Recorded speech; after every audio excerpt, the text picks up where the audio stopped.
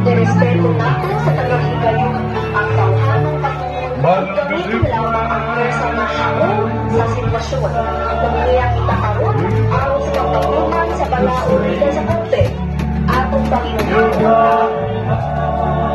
Pakiusap po sa ating mga kapatid sa DOJC. Huwag po ninyong sasantalan mga rapin ng marahat sa ating mga kapulisan.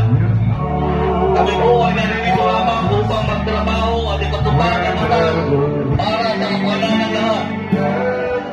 Sa ating mga kapulisan naman, manatiling kalmado at ipakita ang maximum tolerance alinsunod sa mga patakaran at tungkulin. What will be different?